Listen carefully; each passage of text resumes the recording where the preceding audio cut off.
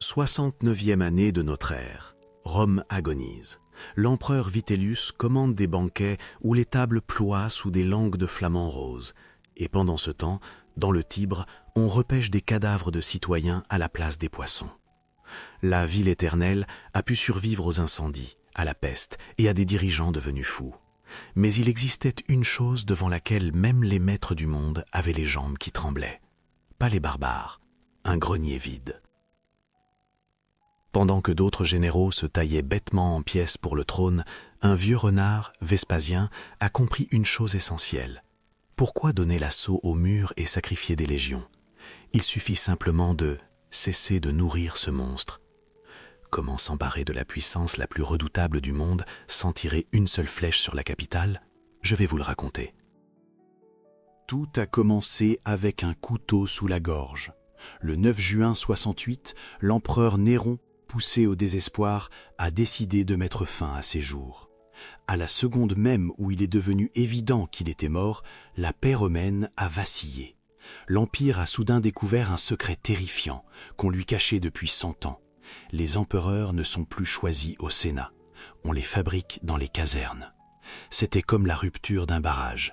Les légions d'Espagne, de Germanie, de Syrie, toutes ont compris d'un coup que leur général ne valait pas moins que le psychopathe défunt. Une bataille royale pour la survie a commencé. Galba, Othon, Vitellius, les têtes tombaient à une vitesse telle que les sculpteurs des provinces ont cessé de produire de nouvelles statues. Ils ont simplement adopté des têtes interchangeables. Clic, on enlève Néron, on met Galba. Un mois plus tard, clic, on enlève Galba, on met Othon, une chaîne de montage de cadavres. Le vainqueur qui a rampé hors de ce hachoir, c'est Vitellius. Et ce fut une catastrophe. Dans la ville éternelle n'est pas entré un triomphateur en armure étincelante, mais une masse grasse, éternellement en suaire, entourée de soldats germains ivres. Vitellius a transformé Rome en porcherie, littéralement. Ces légionnaires, ces sauvages du Nord, plantaient leurs tentes en plein champ de Mars, souillaient les bosquets sacrés et égorgeaient des passants pour s'amuser. Et l'empereur lui-même, il mangeait. L'histoire ne connaît pas d'autre dirigeant qui ait dévoré son propre État avec autant de méthode. 4 banquets gigantesques par jour. Pour faire plus de place, il prenait des vomitifs entre les repas, puis se rasseyait à table. Pendant que le trésor se vidait, il exigeait des langues de flamand et des laitances de murène. Le peuple regardait ce monstre qui mastiquait non seulement avec haine, mais avec un dégoût physique. Mais la haine est une émotion, et on ne gagne pas une guerre avec des émotions. À ce moment-là, à des milliers de kilomètres des orgées romaines, dans la poussière brûlante de Judée, se trouvait un homme qui était l'antithèse absolue de Vitellius, Tite Flavius Vespasien. Pas de pourpre, pas de parfum. Le visage d'un vieux paysan tanné par le vent, des mains habituées à tenir des rênes plutôt qu'une coupe. C'était le fils d'un percepteur, et cette étiquette d'avare lui est restée collée pour toujours. Dans l'armée, on racontait des légendes sur sa pingerie. On disait qu'il pouvait compter à l'œil le grain dans un sac. Quand son fils lui reprocha l'impôt sur les latrines publiques, Vespasien lui colla sous le nez une pièce issue des premiers revenus. Sens, ça pue? Non. Et pourtant, c'est de l'urine. Vespasien regardait la carte de l'Empire non comme un héros d'épopée, mais comme un auditeur. Il voyait que Vitellius était en faillite, et il voyait qu'attaquer l'Italie de front, c'était un mauvais investissement. Pourquoi dépenser 50 000 soldats à enfoncer des murs, si l'on peut forcer l'ennemi à ouvrir les portes lui-même? Le vieux renard a compris. La guerre coûte trop cher. Il est bien moins coûteux de simplement couper l'oxygène. Et l'oxygène de Rome, ce n'était pas l'air, c'était le pain. Rome ne se nourrissait pas de sa terre, mais de la mer. À l'aube, des files se formaient déjà devant les boulangeries. Artisans, débardeurs, vétérans, anciens soldats sans travail. Les boulangers jetaient les miches sur l'étal. Et dans toute la ville résonnait toujours le même son, le craquement de la croûte qui apaisait la foule mieux que n'importe quel discours au Sénat. Ce son-là, c'était de la politique. Rome, en 69, c'est une mégapole d'1 million d'habitants, incapable de vivre du potager. Elle avait besoin d'énormes quantités de grains par an, sinon tout commençait à craquer.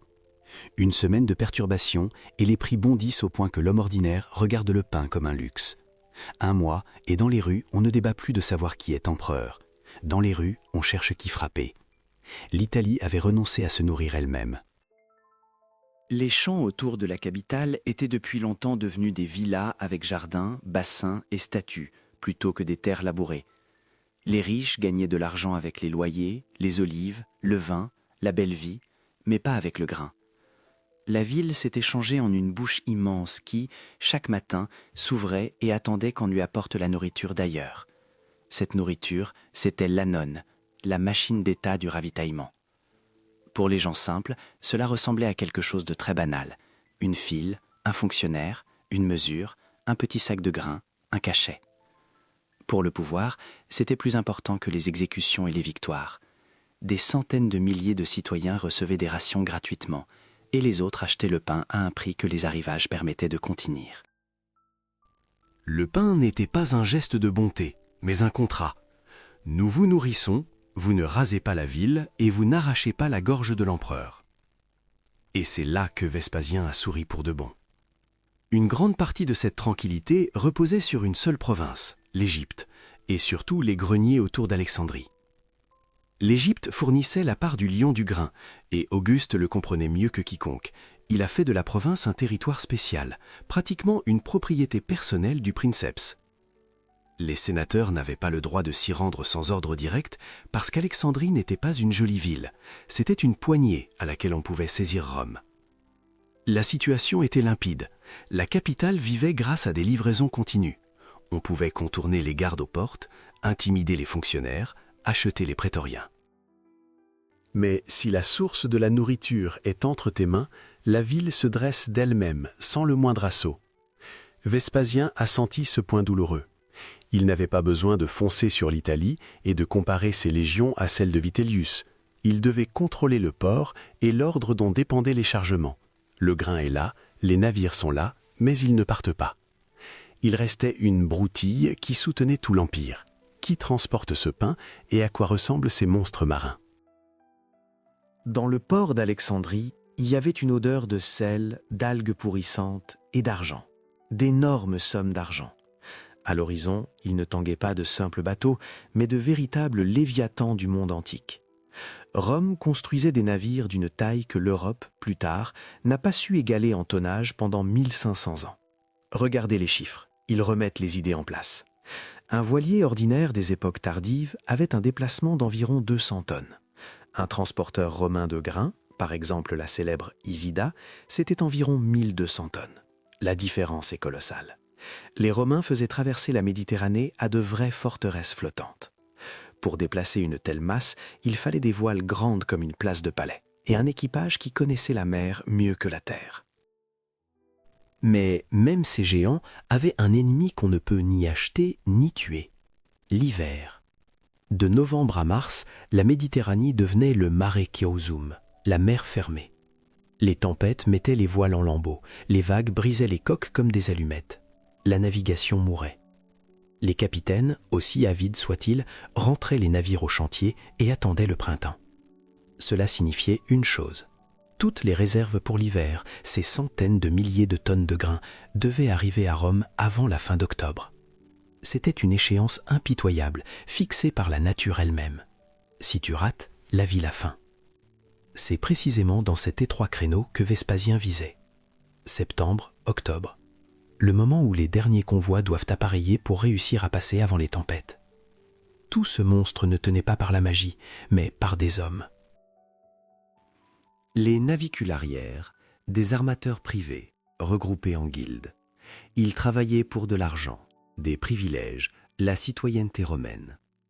Au-dessus d'eux, il y avait des fonctionnaires impériaux, avec des tablettes et des sceaux.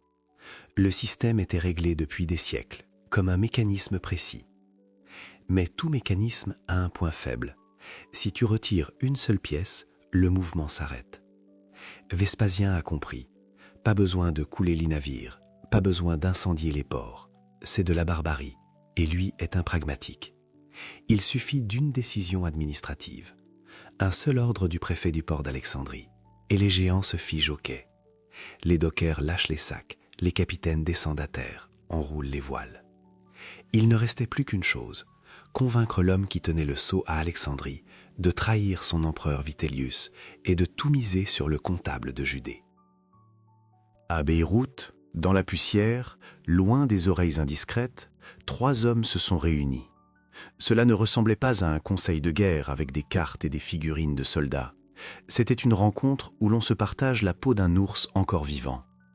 À table étaient assis Vespasien, vieux commandant, son fils Tite, le garçon en or de l'armier, et Mucien, gouverneur cynique de Syrie, qui avait plus d'atouts dans sa manche qu'un tricheur. Le plan qu'ils ont esquissé était d'une audace folle. D'ordinaire, les prétendants au trône attrapent une épée et courent vers Rome, en espérant que la fortune ne leur tournera pas le dos. Eux ont décidé de jouer un autre jeu. Mucien prend l'armée et marche sur l'Italie, faire du bruit, effrayer, faire teinter le fer. Tite reste pour achever la Judée récalcitrante. Et Vespasien joue un coup de cavalier. Il tourne le dos à l'ennemi et part pour l'Égypte. Pourquoi ? Parce que là-bas se trouvait l'homme qui tenait la main sur la gorge de Rome, Tiberius Julius Alexander, un juif apostat qui a troqué la Torah contre l'épée romaine, un intellectuel à la prise de bulldog. Il gouvernait l'Égypte comme son domaine personnel. Il avait un choix, soutenir Vitellius, déjà assis sur le trône, ou miser sur le vieux pingre Vespasien. Une erreur lui coûterait la tête, littéralement. Le 1er juillet 69, Tiberius fait son mouvement. Sur le terrain de parade brûlant d'Alexandrie, les légionnaires, en équipement complet, attendaient l'ordre. Le préfet sort et annonce qu'aujourd'hui, il prête serment à un nouvel empereur. Et ce n'est pas le goinfre à Rome. Le silence se change en rugissement d'approbation. Les légions d'Égypte passent du côté de Vespasien. C'est tout. La clé a tourné dans la serrure. À partir de ce moment, Vespasien avait 3 leviers et plus un seul. L'Égypte et son pain, dans sa main, les armées d'Orient et du Danube, de son côté, et la légitimité, non seulement l'épée, mais les serments des légions et l'approbation silencieuse de ceux qui en avaient assez des empereurs qui festoient. Vitellius restait à Rome, mais Rome commençait déjà à s'éloigner de lui, province après province, armée après armée, port après port. Vespasien arrive à Alexandrie non comme un invité, mais comme un maître. Il va tout de suite au port. Là, c'est une fourmilière. Les dockers portent des sacs, ça sent la sueur, les épices et l'eau croupie. Les navires géants sont déjà prêts à avaler le grain dans leurs cales sans fond. Les capitaines crient, pressent, l'hiver approche, la mer va se fermer. Et là, Vespasien lève la main. Stop. Un seul mot. Pas de flèches enflammées, pas d'abordage. Il retient simplement le flux céréalier sous son contrôle. Les navires attendent l'ordre de partir. Les capitaines étaient furieux. Ils criaient que Rome attend le pain, que la faim allait commencer. Mais c'était précisément le calcul, qu'ils aient faim. Les greniers d'Alexandrie débordaient de grains. Des montagnes dorées de blé dormaient sous les toits, pendant que les rats se léchaient les babines. Et les navires restaient au mouillage, les cales comme des orbites vides. C'était une torture raffinée. Vespasien le savait. Chaque jour de retard ici, en Égypte, se traduit par de la panique sur les marchés de Rome. Il ne tuait pas les Romains par l'épée. Il faisait simplement gronder leur ventre si fort que se sont étouffés les ordres de Vitellius. À Rome, on festoyait encore, mais le compte à rebours avait déjà commencé. Tic-tac. L'hiver approchait. Il n'y aura pas de nourriture. Pendant que Vespasien gardait le doigt sur le bouton « Stop » à Alexandrie, Rome sombrait dans la folie. L'empereur Vitellius continuait de vivre dans sa réalité inventée, où la nourriture ne manque jamais. Les historiens n'en reviennent toujours pas des chiffres de ses dépenses. Vitellius brûlait des millions de sesterces par jour. Il inventa un plat qu'il appela le bouclier de Minerve. Vous connaissez la recette ? Foie de poisson scar, cervelle de faisan et de paon, langue de flamand et laitance de murène. Tout cela venait de tout l'Empire par navire, pendant que les transporteurs de grains ordinaires restaient à l'arrêt, en attente d'un ordre. Le peuple voyait ça et devenait fou de rage. Les gens faisaient la queue pour un pain devenu plus cher, tandis que des plateaux de délicatesse filaient vers le palais. À ce stade, toute loyauté finit par céder. Les rumeurs couraient dans la capitale plus vite qu'un incendie. Il n'y a pas de navire. L'Égypte est avec Vespasien. L'empereur mange et la ville crève de faim. La panique est une chose terrible. Elle marche mieux que n'importe quelle propagande. Les spéculateurs ont aussitôt raflé tout le grain des étals et l'ont caché dans des caves. Le prix du pain a bondi en quelques jours, au point que les pauvres ont commencé à manger de l'herbe et des racines. Dans les yeux des gens, Vitellius a cessé d'être empereur. Il est devenu la cause de leur ventre vide. et Vespasien, ô paradoxe de la psychologie, celui qui tenait le grain devenait, aux yeux du peuple, l'unique sauveur. La logique était simple. Vespasien a le pain. S'il arrive, nous mangerons. Vespasien a gagné cette guerre non seulement sur le champ de bataille, où marchaient les armées de Muciane et de ses alliés. Il l'a gagnée dans la tête des ménagères romaines qui regardaient des marmites vides, et dans la tête des pères romains qui ne savaient pas avec quoi nourrir les enfants demain. Au fait, notez bien ce moment. L'histoire nous apprend souvent que gagnent les armées les plus fortes ou les leaders les plus charismatiques. Mais l'exemple de Vespasien le prouve. Gagne celui qui tient 3 leviers à la fois, l'épée, le pain et le droit à la légitimité. Si vous aimez décortiquer ces mécanismes cachés de l'histoire plutôt que d'empiler des dates de bataille, abonnez-vous à la chaîne. Ici, on creuse en profondeur. Et à Rome, le final de ce drame approchait avec une inévitabilité terrible. Les soldats de Vitellius essayaient encore de mordre, mais l'esprit était brisé. Quand les troupes alliées à Vespasien arrivèrent au mur, la ville était prête à ouvrir les portes, pourvu que ce cauchemar prenne fin. Quand les légions de Vespasien entrèrent enfin dans Rome, elles ne virent pas de rang serré d'une armée ennemie. La ville se dévorait déjà elle-même. Une sale boucherie de rue commença. Les soldats de Vitellius, mêlés à la foule, ripostaient depuis les angles, les toits, les fenêtres. Mais c'était l'agonie, pas une résistance. La bataille principale ne se jouait déjà plus dans les rues, mais dans les têtes et dans les ventres. La résistance était brisée devant la peur d'un hiver de faim. Et l'empereur, où était-il ? Vitellius, ce géant capable de manger un sanglier entier d'une traite, montra à la dernière heure de la lâcheté. Il tenta de fuir le palais, revint, et finalement, on le trouva dans la petite pièce du portier. L'énorme empereur gras de Rome s'était blotti sous un vieux matelas, tremblant de peur. On l'en sortit comme un sac d'ordures, et la foule eut sa victime. On le traîna à travers tout le forum, les mains liées dans le dos, une corde au cou et la pointe d'une épée sous le menton pour l'empêcher de baisser la tête et de cacher son visage à la honte. Ceux qui, la veille encore, n'osaient pas lever les yeux sur lui jetaient maintenant de la boue et du fumier. « Glouton, incendiaire, assassin !» hurlait-il à son visage. Son corps était couvert de plaies, ses vêtements déchirés en lambeaux. Enfin, on le traîna jusqu'au degré gémonien, le lieu infâme où l'on jetait les corps des criminels. Là, on l'acheva lentement, douloureusement, par des dizaines de petits coups, savourant chaque gémissement. Quand il mourut, on accrocha son cadavre à un crochet et on le traîna dans les rues, avant de le jeter dans le Tibre, comme un déchet. Ce n'était pas la victoire d'une armée sur une autre. C'était la rage d'une ville affamée qui arrachait sa vengeance. Au même moment, à Alexandrie, Vespasien reçut la nouvelle de la victoire. Que fait le nouveau maître du monde ? Il commence des exécutions ? Il organise un festin ? Non. Son premier ordre est le plus risqué de toute la campagne. Il ordonne à la flotte céréalière de prendre la mer immédiatement. Réfléchissez, on est à la fin de l'année. La mer est mauvaise, tempétueuse. Partir maintenant, c'est presque une condamnation à mort. Une tempête peut disperser et couler toute la flotte, et avec elle tout le grain d'Égypte. C'était un risque colossal. Tout son plan, toute sa victoire pouvait sombrer avec les navires. Mais Vespasien savait ce qu'il faisait. Il ne misait pas sur la chance, mais sur la psychologie. Rome n'avait pas seulement besoin d'un empereur, elle avait besoin d'un sauveur, de celui qui apporterait le pain. Et quand les premiers navires, malmenés par les tempêtes, mais intacts, apparurent dans le port d'Ostie, Rome a respiré. Un souffle de soulagement d'une ville entière. Les gens pleuraient de joie, s'embrassaient, couraient vers le quai. Vespasien, qui se trouvait à des milliers de kilomètres, devint alors pour eux le père de la patrie. Il n'a pas seulement pris le pouvoir, il a rendu la normalité. Il a rempli leur bol. Il a prouvé qu'un empereur, c'est celui qui nourrit. Cette histoire n'est pas seulement la chronique d'un coup d'État.